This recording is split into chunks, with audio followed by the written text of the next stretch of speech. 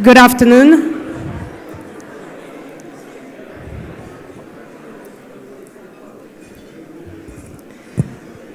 Good afternoon, and welcome to the luncheon for the 37th Annual ITA Workshop and Annual Meeting. It is wonderful to see the international arbitration community gather here in Houston, Texas, and I hope that everybody has a cup of coffee and a treat for the next hour. My name is Krina Baltag. I have the privilege of serving as the chair of the Academic Council of the Institute for Transnational Arbitration.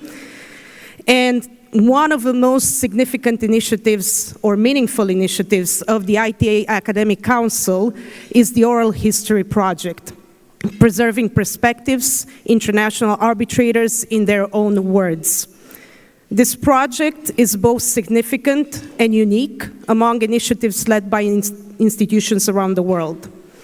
Through in-depth interviews with leading international arbitrations practitioners and arbitrators, we capture and preserve their personal stories, professional journeys, and insights told in their own voices while tracing the history of international arbitration.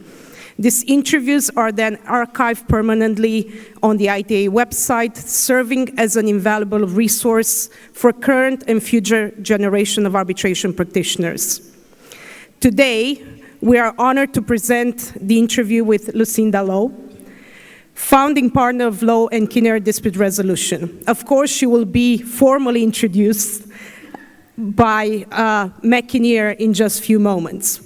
I will only add, with very much fondness, that I truly met Lucinda some years ago at an arbitration conference in Brazil, where I discovered with great pleasure our shared ties with both Brazil and the Portuguese language. Conducting today's interview is someone who truly needs no introduction, Meg Kinnear. As many of you know, Meg served as Secretary General of ICSID from 2009 to 2024, and prior to that, she was with Canada's Trade Law Bureau from 1999 to 2009.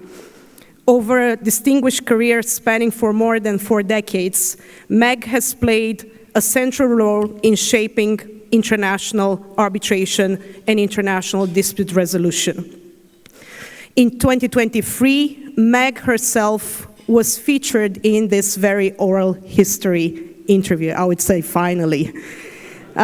Before we begin, I would like to express our sincere gratitude to the ITA Chair, Professor Chip Brower, to the ITA Director, TL Cabbage, and to the entire ITA staff for their support on this initiative. I would like to also acknowledge the support of Academic Council Vice Chairs, Professors Mark Feldman and Professor Eric de Barbandere. And now, without further ado, as we say, the ITA Academic Council is proud to present this edition of the Preserving Perspectives Project, an interview with Lucinda A, conducted by Meg Kinnear. Thank you. Thank you.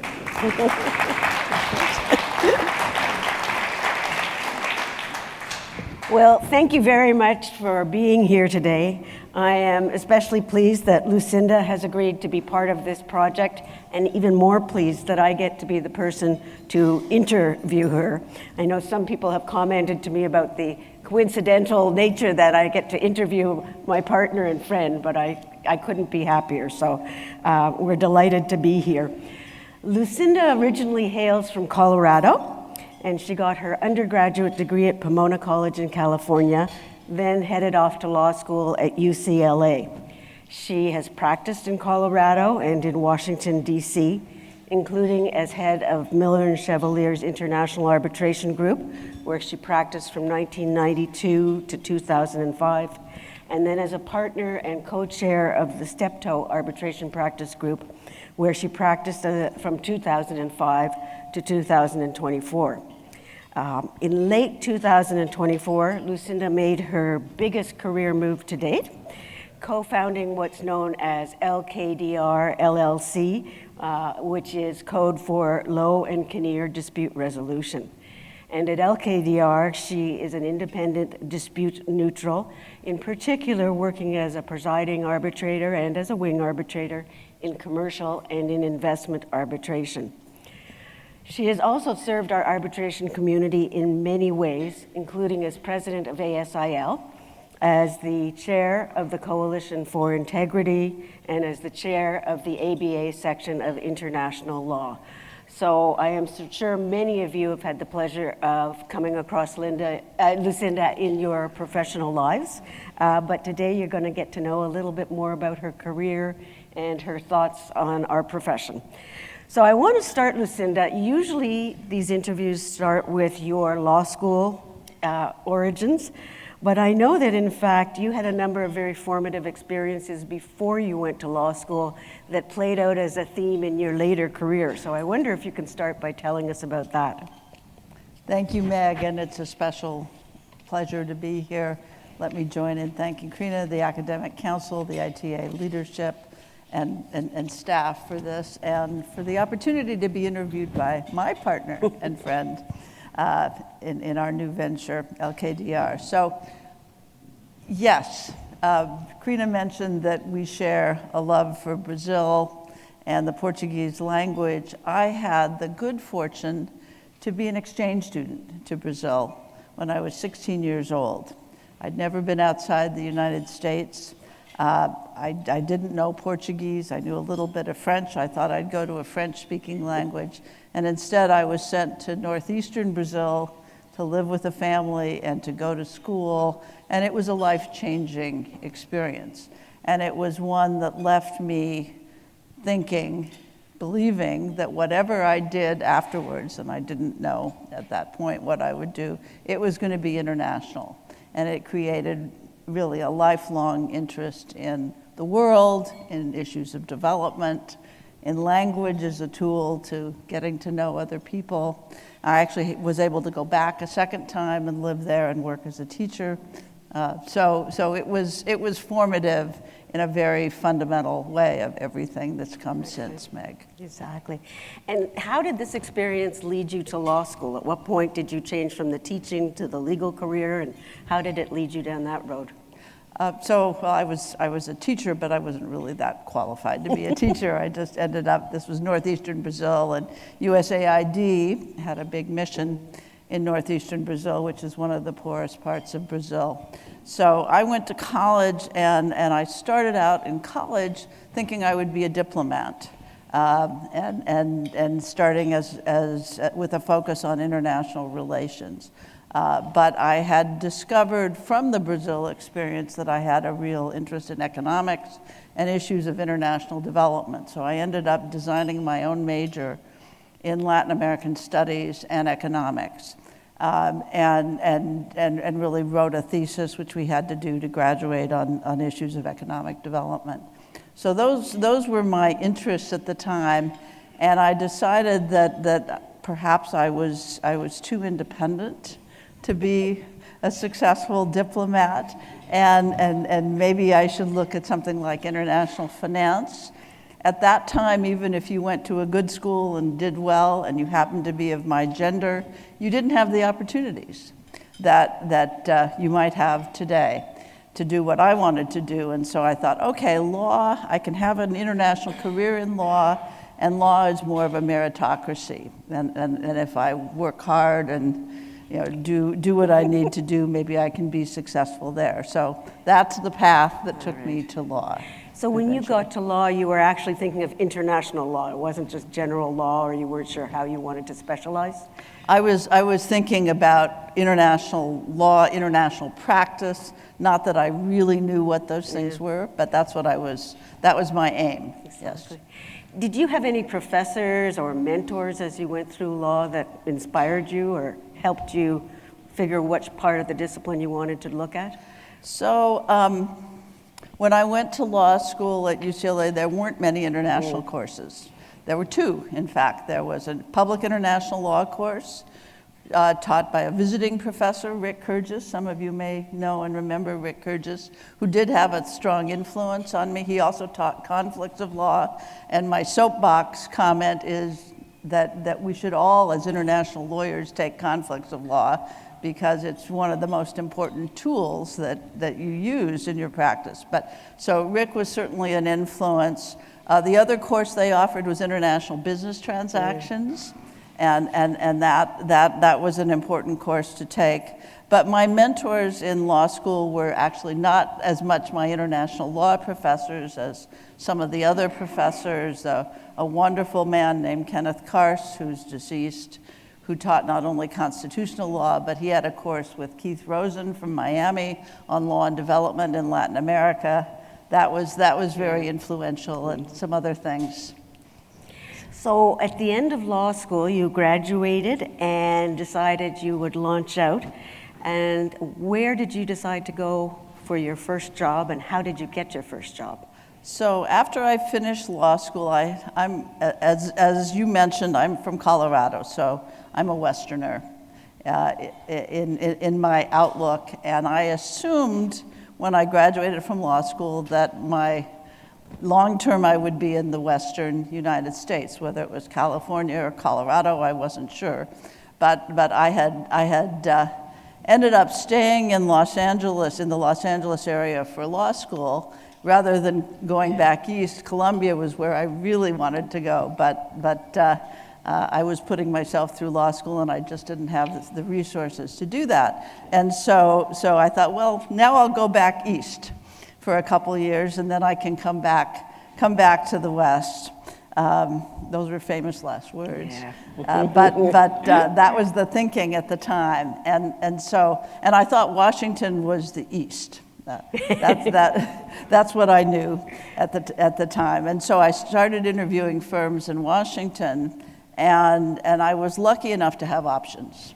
At that point, I'd been the editor-in-chief of the Law Review. I'd done well enough that I did have options, and so I looked at the firms and looked at who had strong international practices, and my approach was, I'm going to have leverage before I show up. At this stage, I'm not going to have leverage once I show up. So I'm going to try to extract a promise from the firm that I can do international work. And so I really focused on the kind of native Washington firms. At the time, the branch offices were really starting up. I'd done a summer clerkship at O'Melveny. They just opened in DC. They offered me a position, but they didn't really have the international practice or the presence in Washington. So I ended up going to Covington and Burling, which at the time I thought had a very strong international practice, and I did extract that promise from them that I would be able to do international work when I showed up. And so that's how it happened. It didn't end up being 2 years, but that's another story. Strategic from day one, which is great. Now, what did you find exhilarating about that job, your first job? How did it strike you? Exhilarating. Well, no, it was terrifying, actually. Covington is a wonderful firm, and I learned a lot there, and I have long-term friendships there. I was the first person they'd hired from UCLA Law School. I did not go to Harvard, Yale, Stanford, the schools they typically recruited at. So that was part of that was the terrifying thought.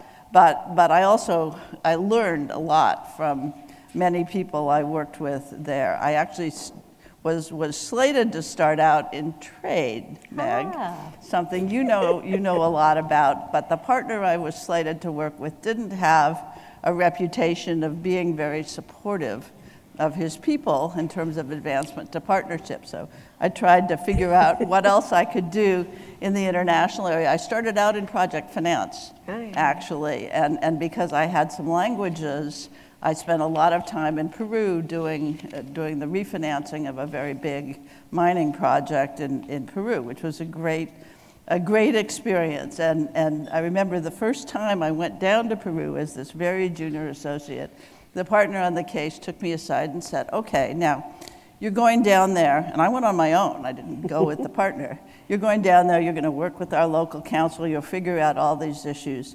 Just bear in mind, this is the largest foreign investment in the country. And it's a project that's of intense interest to the government. So your room's going to be searched, your bags are going to be searched, you're going to be followed everywhere you go. Make it easy for them. You know, go to the front desk of the hotel when you're going out and say, "Oh, I'm going to XYZ," because they'll, you know, don't surprise them. And so I learned early on to deal with that kind of scrutiny, interaction, and it was a lot of fun. That work then dried up. There wasn't any more project finance work to be done, but luckily that's when the Iranian Revolution happened. And Covington was very involved in cases before the Iran-US Claims Tribunal. I got into those, and that was how I got into the field we're involved with today.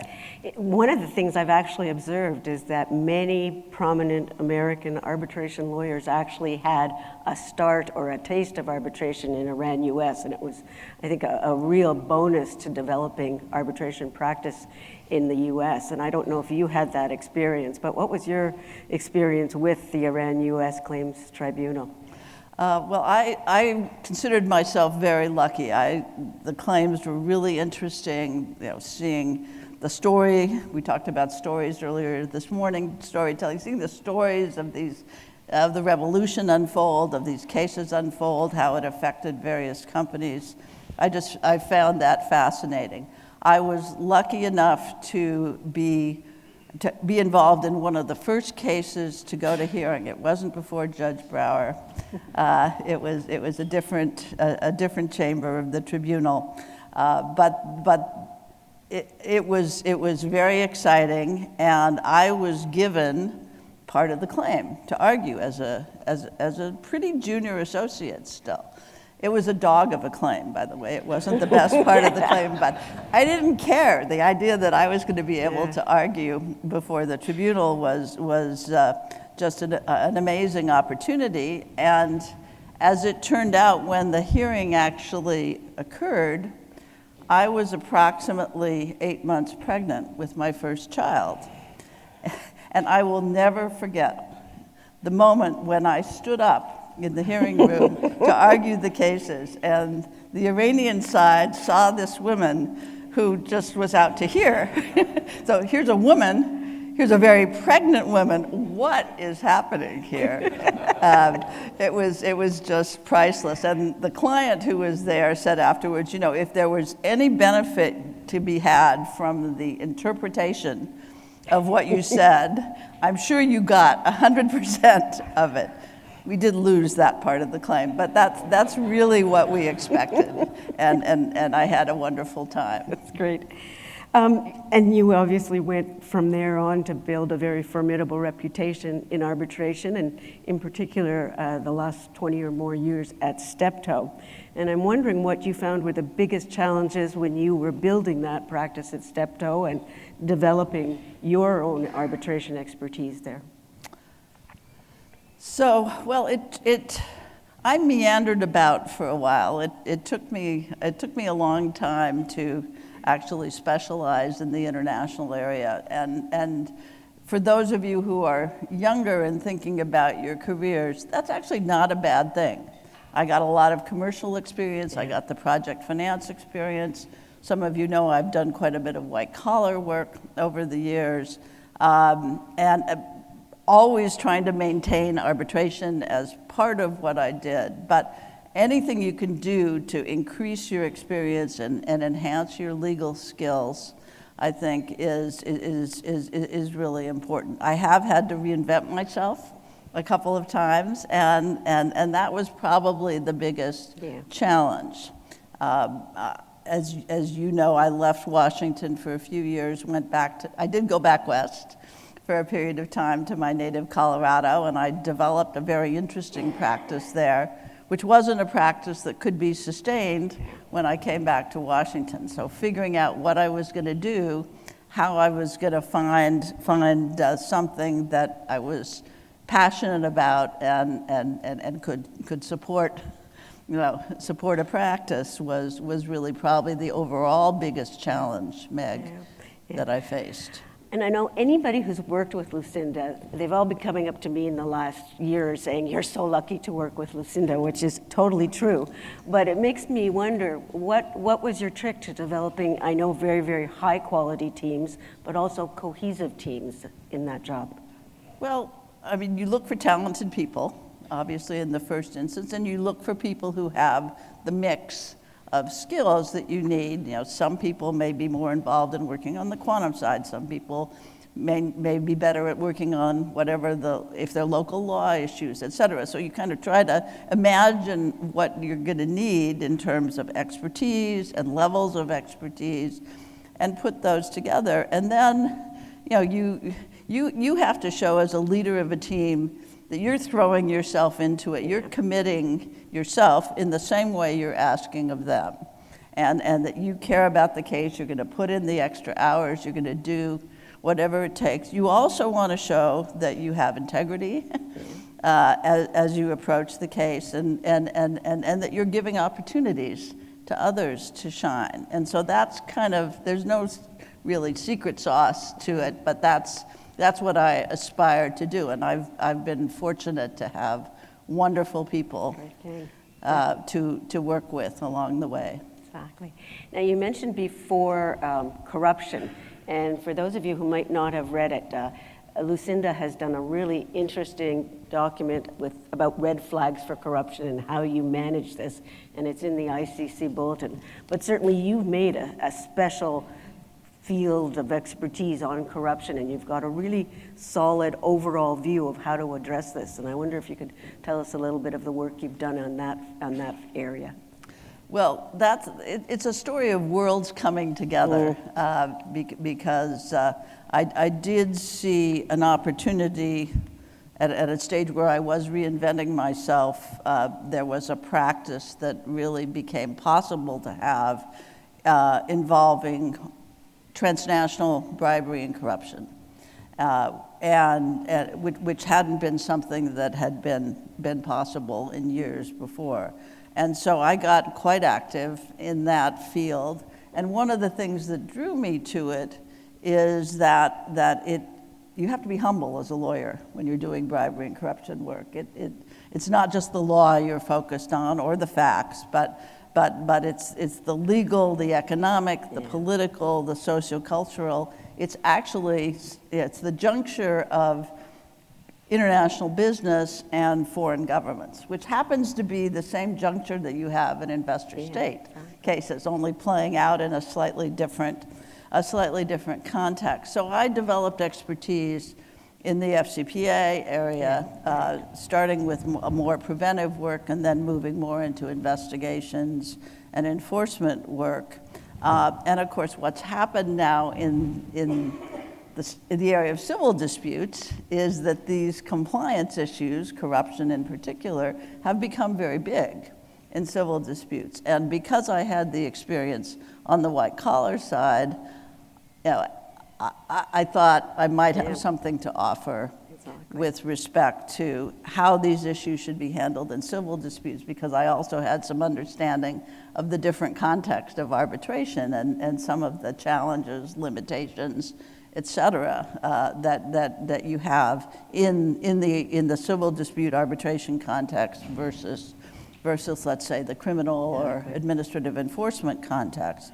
So I've tried to use the knowledge that I gained in that one sphere in this other sphere, and that's led to the task force work. Anybody who's dealt with a corruption defense knows that red flags are kind of the first topic that comes up. And so what we've published and it's the first output from the ICC Commission's task force on dealing with allegations of corruption in international arbitration is a piece that talks about what red flags are, where they come from, how you evaluate them, how you think about them in the context of an arbitration, and what are the duties and powers and limitations on the powers of arbitrators in relation to those issues. So we hope it'll be a helpful tool to the community. Yeah, no, it's really well done, and it's very orderly and strategic, and it's excellent, so highly recommended.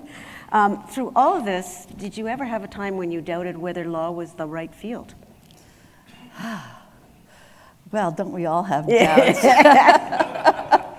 I mean, it's a very demanding profession, and I've been, again, very fortunate that I've been able to blend, having a family, having 3 children. I give a lot of credit to my very supportive spouse in that regard. But you have to like what you're doing. You have to want to do it to be able to survive and even thrive certainly in private practice because of the time demands. So that's probably been the most challenging part. On the other hand, we're very lucky in the things we get to think about and the trust that clients and others put in us to help solve their problems. And I always felt just very fortunate that I could do things that I really found interesting and important. Yeah, exactly. If you're able to, is there a particular professional accomplishment that you particularly think of as something that makes you proud or that was something special in your career? Well, I'd say when I think back about cases, particularly in arbitration, a case where I was lead counsel, a NAFTA case, rest in peace, NAFTA, a NAFTA Chapter 11 case for what was then called corn products, now called Ingredion versus Mexico. Some of you may remember these cases. They were sweetener cases, and there were many firsts associated with this case. It was a case that mixed trade and investment issues. There was a parallel WTO case that found a violation of national treatment, and we also had a national treatment claim in the case. It was the first case in which a respondent sought to invoke the consolidation provisions of NAFTA Chapter 11, and the client I was representing didn't want consolidation. We successfully avoided consolidation, even though the threshold, those of you who know the NAFTA, is pretty low. It's a common question of fact and law. So it was just a case that was full of interesting twists and turns, and we won, which of course always helps. You feel good about it, but it was just a great experience doing the case, working with the client, working with the team, and with all these dimensions. So that's the one I think that really stands out. Yeah, exactly. Of course, working with the government of Canada as a reader, the first case Canada, I think won under the NAFTA, was also makes it stand memorable. out, yes. I won't hesitate to note that, but corn products. And to me, you seem to be a natural at all of this, and you handle everything so calmly, which is wonderful. But as you've said, everyone does have their challenges. What do you think was the biggest challenge you had going through your professional career?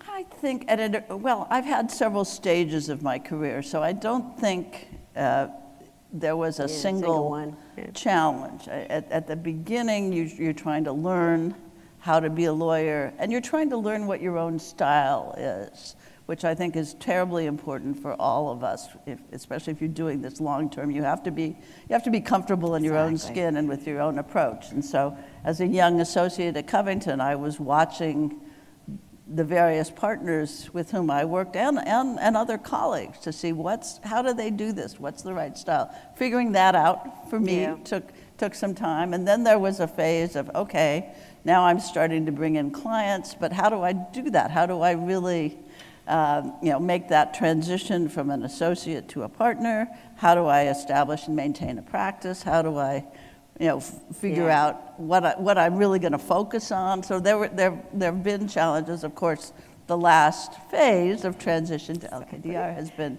thoroughly delightful, and it has its own challenges, but not because of the partner that I have. I just want to say that. And how did you make that transition? How did you decide you wanted to do that? And then how actually did you go about making the transition from counsel to arbitrator? And how do you learn to be an arbitrator? That's a multiplicity of questions. So I decided a few years ago, you start to think about what do I want to do in the next stage of my career.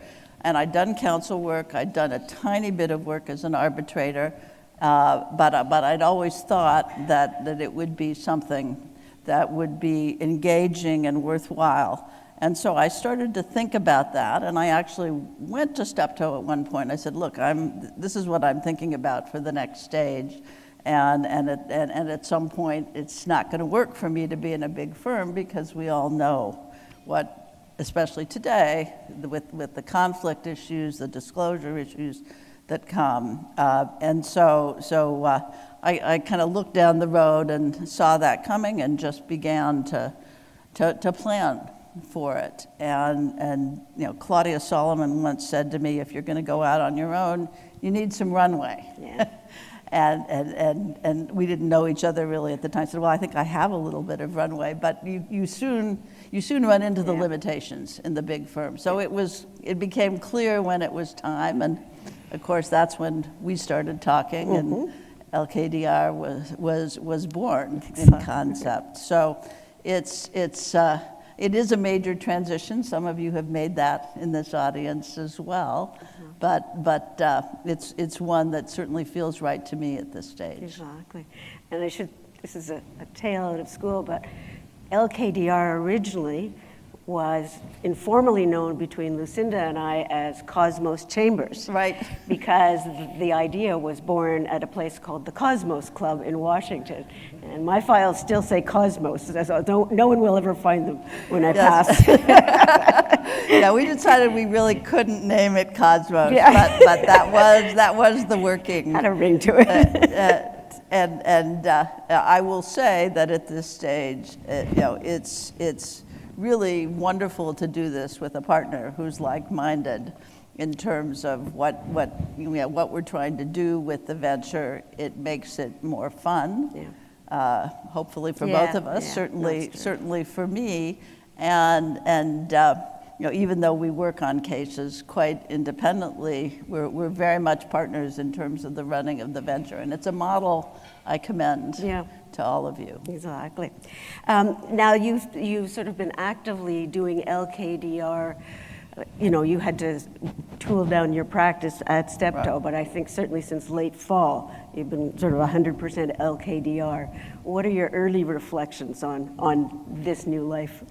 Well, I have made a transition, and that was slightly painful in the sense that it's just, you got to extricate yourself from everything, and I'm not fully extricated in the sense that I have some legacy things, but I think the biggest transition when you've been in big law all your life to running your own firm is you have to run your own firm.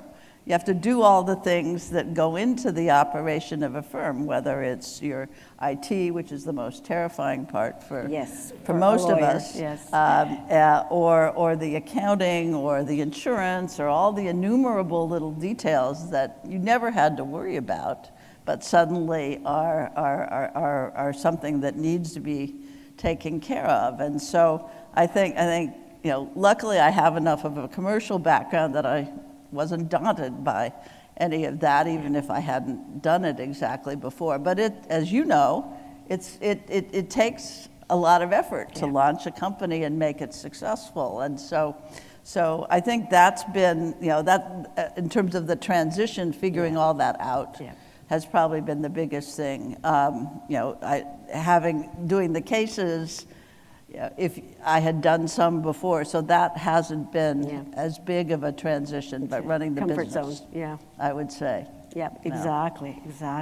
And constantly finding you need an accountant, you need as you say, an IT person who is the most important person in your life at the end of the day. Exactly.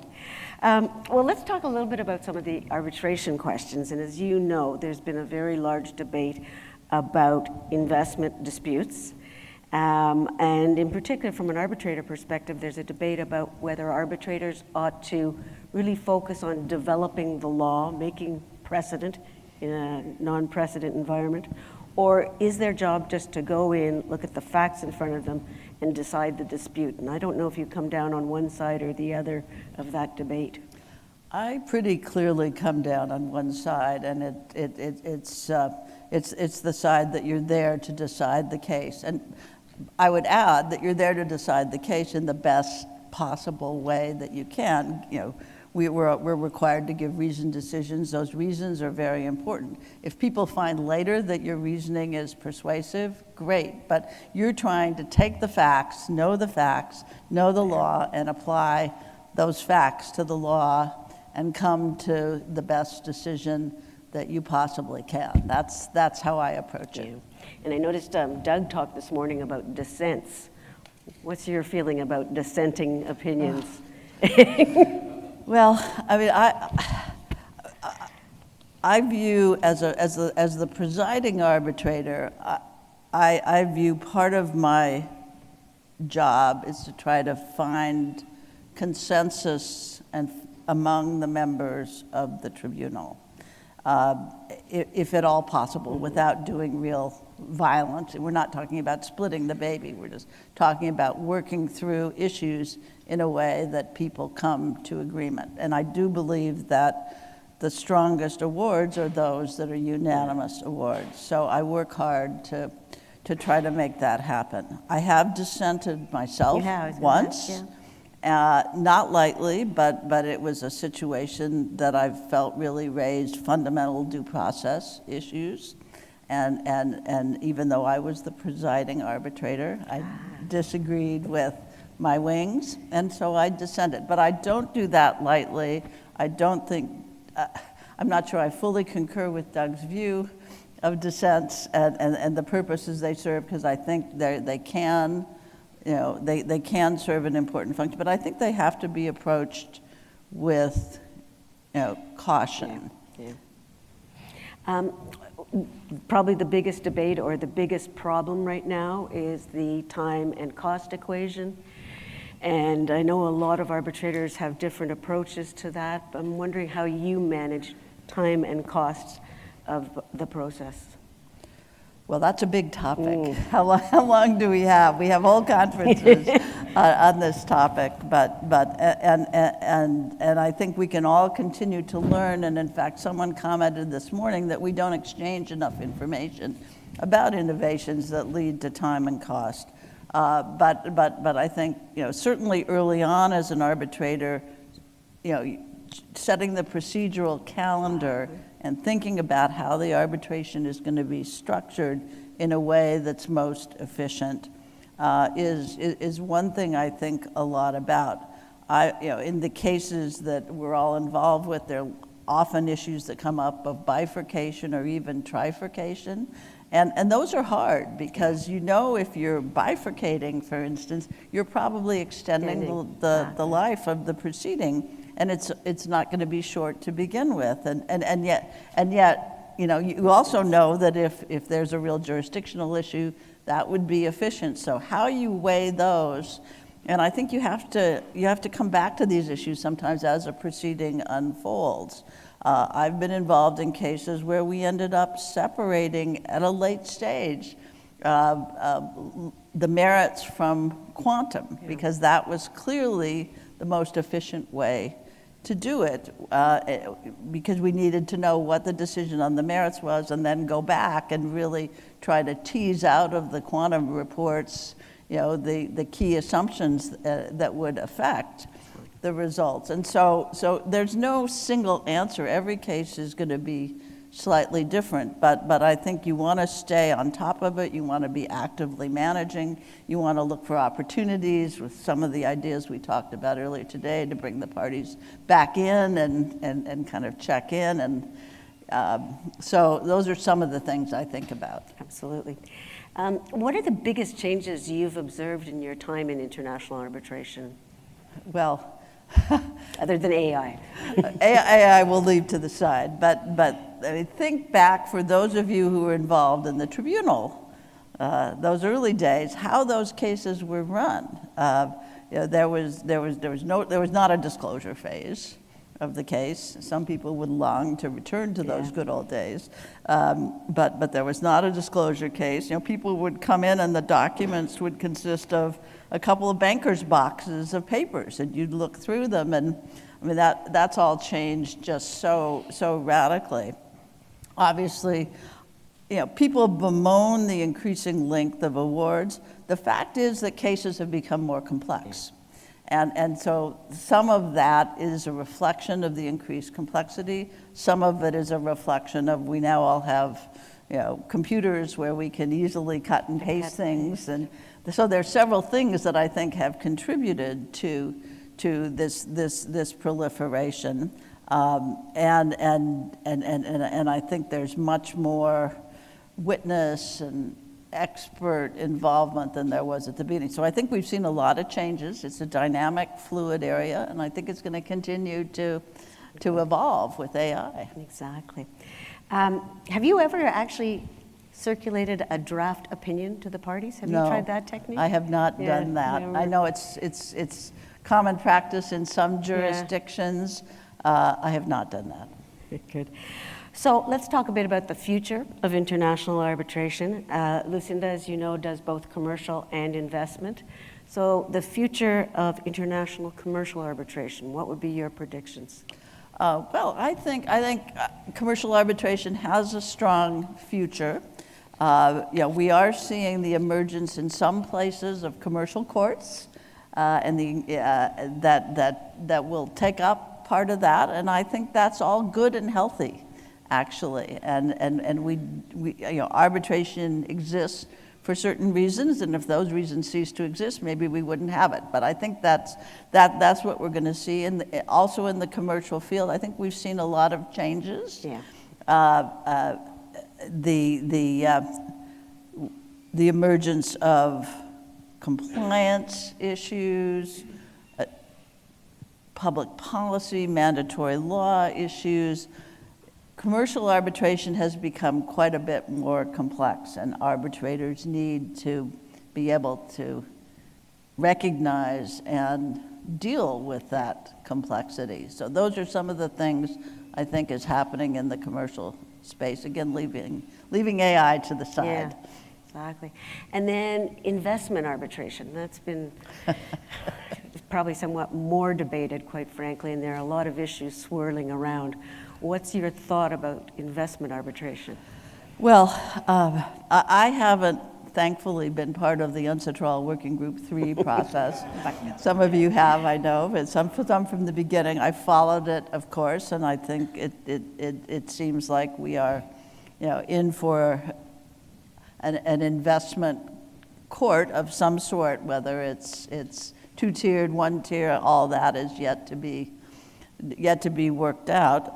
There have been, we all know the criticisms of ISDS, and I think part of it, you know, ISDS is a very young system in many ways, if you could even call it a system. Some would debate whether it is a system. But, you know, there are a lot of first-generation treaties still out there that are not very developed, and I think if it survives, we're going to see, you know, further elaboration and a rebalancing of the treaty obligations. I share the view of some that we're going to have more of a turn to contract-based investment disputes, and that will also achieve some of that rebalancing that some desire, because you can have more extensive rights and obligations, counterclaims, some of those things. So I don't think it's going to go away necessarily. But I think it is going to go through a period of transition and change before we really see how things are going to settle out. One of the things that we've also seen is actually a focus on code of conduct, ethics, etc. And to some extent, I think that started around the investor state, but it has also affected the commercial arbitration context. Do you think that's going to change practice? Well, I think as an alternative system, we have to have legitimacy in the eyes of users and the public, and so you know, there may be debate about what the reality is of arbitrator behavior, counsel behavior, there are perceptions. And those perceptions, need to be treated as real because perception is reality, as the saying goes.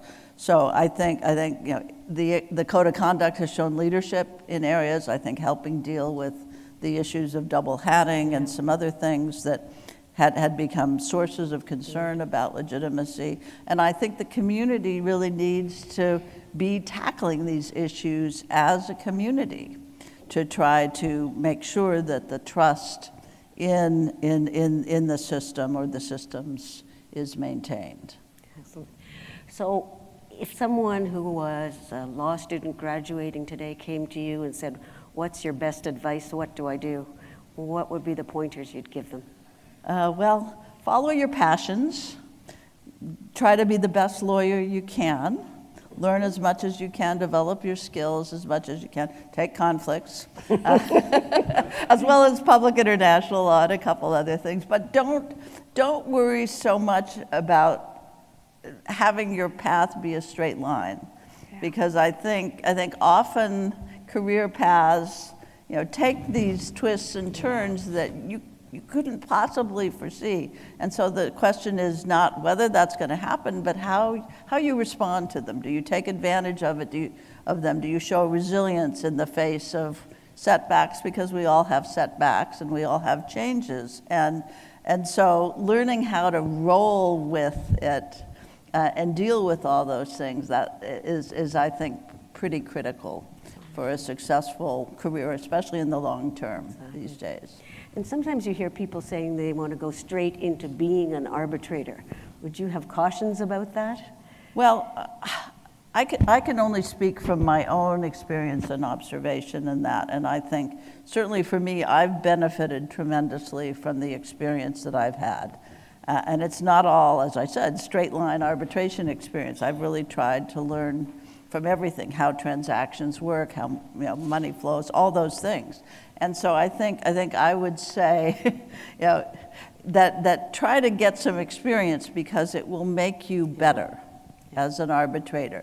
And the good thing about the arbitration field is that there's so many aspects of this field, and people can, at a relatively young stage, get involved in certain areas and cases that will help them give experience, and I think that's valuable. But launching yourself full time into arbitration too early could lead to some experiential gaps that you may regret later on, and maybe even limit your opportunities later on. So it's different for everybody. You have to calibrate what makes sense for you, but those are my own observations. Yes, it makes good sense. Lucinda, I think we've probably come close to the end of our time. So I want to thank you so much for today and for being the world's most amazing partner and all of those kinds of things. I'd like to also recognize Chip Brower as chair of the RTA and all the great programs you've been doing lately, and TL Cubbage. And thank you for having us today. Thank you.